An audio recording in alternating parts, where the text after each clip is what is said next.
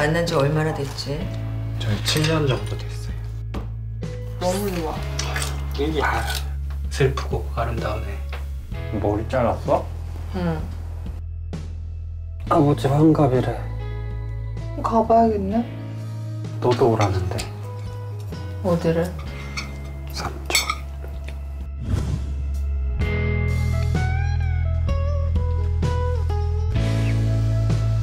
살아보고 해. 어머니 많이 할게요. 살아봤는데도 모르겠으면.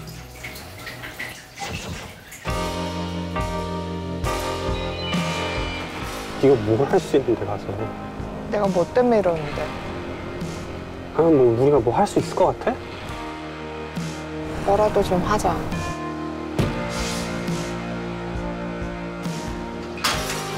어떡하지? 어떡해?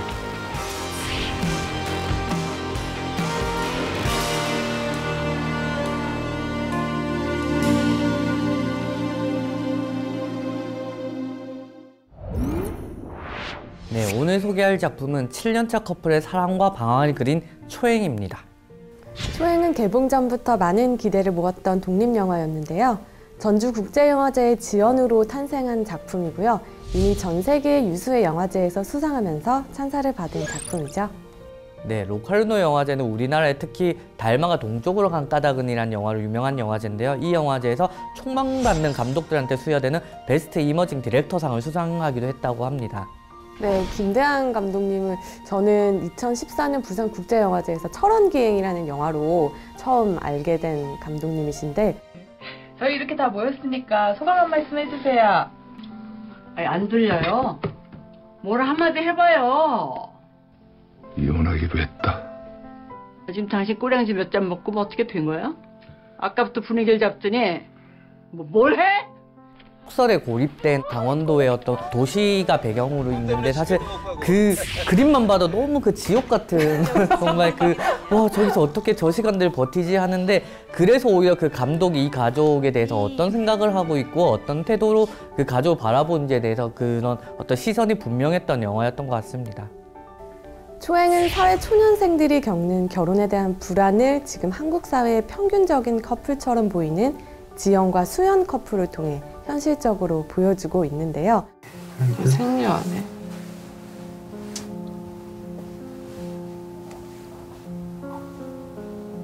진짜로? 응.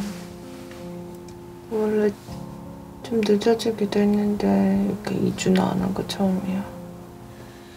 영화 초반에 이 오래된 연인 중에서 지영이 이제 생리가 끊기니까 임신에 대한 공포에 사로잡히는데 그래서 어떻게 된 거지? 아이를 낳는 건가 안 낳는 건가? 그런 것들이 완결되지 않은 채 그 과정만 보여주잖아요. 만난 지 얼마나 됐지? 저희 7년 정도 됐어요.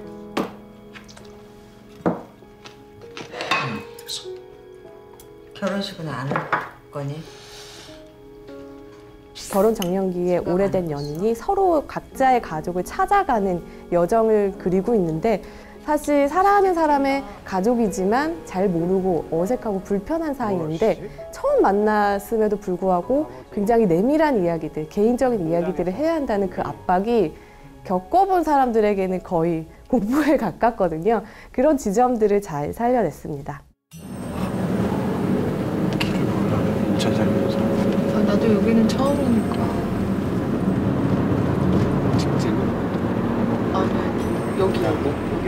네, 저도 그 모른다라는 대사가 참 와닿았었는데 어디로 갈지 계속 그 초행길이다 보니까 잘 모른다라는 그런 사전적인 의미도 있지만 저 역시 이들과 다른 건 결혼을 했다 뿐이지 정말 모르겠거든요. 그런 고민을 가지고 계신 분들한테는 답이 될 수는 없지만 그래도 위로는 될 수 있겠다 싶은 영화였습니다. 우리는 결국은 한 해 한 해가 모든 게 이제 초행이라는 생각도 들면서 이 영화가 이렇게 제목으로 선택한 초행이란 말이 굉장히 와닿기도 했습니다. 그리고 이 영화는 약간 배우의 감정 변화를 고려한 즉흥 연출을 했다고 해요. 삼촌 오라고 했잖아, 형이. 엄마가 너도 오는 걸로 알고 있대, 지금. 확정이래. 왜 울어? 왜 울어? 대본을 준비한 게 아니라 기본적인 상황과 어떤 설정만 가지고 홍상수 감독님의 영화들이 되게 그런데 그래서 기본적으로 이렇게 대사들이 배우들의 애드립이 많았다고 합니다. 그래서 현실적인 상황들, 현실적인 연애, 우리가 사람과 사람이 만났을 때 나올 법한 대사들이 이 영화의 현실감을 더욱더 더했던 것 같습니다. 안녕하세요. 예, 안녕하세요. 아버지 오셨어. 아버지, 수현. 안녕하세요. 처음 뵙겠습니다.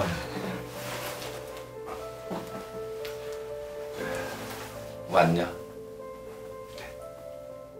영화는 특별히 기승전결 구조를 따르고 있지 않아요. 어떤 특정한 사건이 있고 그것이 어떻게 해결되었는지 전혀 이 영화 안에서는 그다지 중요하지 않거든요. 오히려 어떤 상황에 놓여진 두 인물의 심리와 변화에 집중하고 있는데요. 네, 보시는 시청자분들한테 사실 이 어떤 파괴된 구조들이 굉장히 낯설 수도 있는데 이 인물들이 어떻게 대처하고 어떤 감정을 가지느냐가 저는 영화에서 굉장히 중요한 포인트였다고 생각이 듭니다.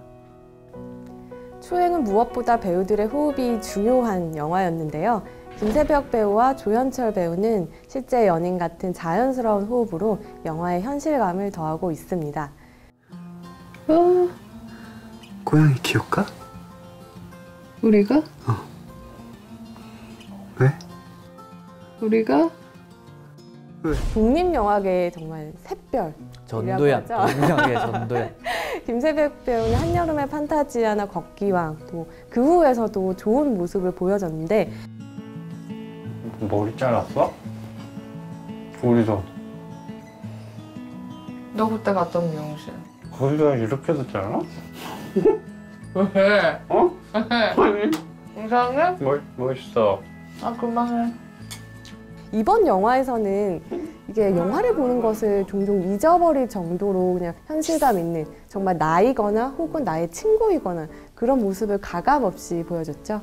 저는 김세벽 배우가 가장 좋았던 이 영화의 한 장면은 살아보고 해. 어머니 많이 할게요. 살아봤는데도 모르겠으면.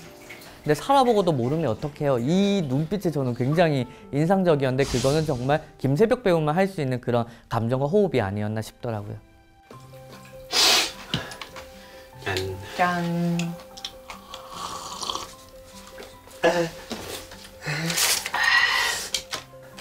개성 있는 배우죠. 조현철 배우 같은 경우에는 그동안 뭐 강렬한 모습을 차이나타운에서 보여주기도 하고 뭐 건축학개론이나 마스터에서는 좀 사랑스러운 어딘지 모르게 나사가 하나 풀린 것 같은 그런 귀여운 모습도 보여줬는데 이번 영화에서는 또 이전과는 다른 모습을 보여주고 있어요. 현실 남친 같은 모습을 보여주고 있는데 나 엄마 닮았어, 아빠 닮았어. 어머님. 너 엄마 닮았다고? 어? 약간 기운이? 웃기지도 않은데 그냥 웃는다던가 좀 공교로운 상황에 몰리면 그냥 말을 피해버린다던가 그런 뉘앙스들을 아주 잘 살리셨더라고요. 실제로 조현철 그 배우가 쓰는 대사들과 많이 비슷하고 느낌이 굉장히 비슷해서 정말 저격의 캐스팅이 아니었나 싶더라고요. 초행의 현실감은 배우들의 대사나 연기뿐만 아니라 카메라 워크나 로케이션에서도 나타나는데요. 저는 특히 공간감을 살린 부분이 인상적이더라고요. 인천과 삼척을 실제로 로케이션지로 활용하고 있는데 특히 그 인천, 지영의 부모님이 사는 그 아파트 단지의 느낌, 위태로움을 많이 느꼈거든요. 이 두 사람의 초행길이 안 그래도 불안한데 이 공간까지도 그러한 긴장감을 잘 살려줬던 것 같습니다. 초행은 어떤 것으로 처음으로 간다라는 사전적 의미를 지니고 있는데요. 초행은 오래된 연인이 처음 걸어가는 길을 담아내고 있는 동시에 모든 청춘들이 처음 걸어가는 길을 보여주고 있는 영화이기도 합니다. 무엇을 해야 할지 또 어디로 가야 할지 언제부터 불안해졌는지 알 수 없는 지영과 수연의 모습을 통해서 공감과 위로를 전하고 있죠. 네, 지금까지 영화 초행 함께 하셨는데요. 기자님이 생각하시는 시청 포인트는 뭔가요? 오른쪽으로 갈지 왼쪽으로 갈지 모르는 이 초행길을 걷고 있는 둘에게 서로가 있다는 안도감은 저한테는 꽤 따뜻했거든요. 그래서 누군가의 연애를 좀 그대로 리트윗한 것 같은 현실감에 숨이 막히다가도 이 연인을 보고 있으면 결국 함께라는 상태를 긍정하게 되는데요. 그 온기와 위로를 시청자분들도 함께 느껴보시길 바랍니다. 감독님이 생각하는 이 영화의 시청 포인트는 뭔가요?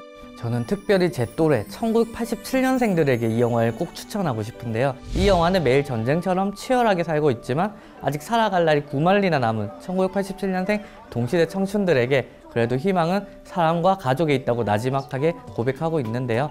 또한 엔딩을 통해서 삶에 치여 우리 아무것도 아닌 듯하게 느껴졌던 우리 자신이 얼마나 많은 것을 바꾸고 만들어낼 수 있는지에 대한 새로운 용기를 전합니다. 늦겨울의 한 줄기 따뜻한 햇살 같은 영화 초행, 여러분들께 진심으로 추천합니다. 고양이 키울까? 우리가? 왜? 키울까? 우리가? 새로운 길을 걷는 오래된 연인의 이야기 초행. 어떡해? 어떡하지? 위TV에서 만나보세요.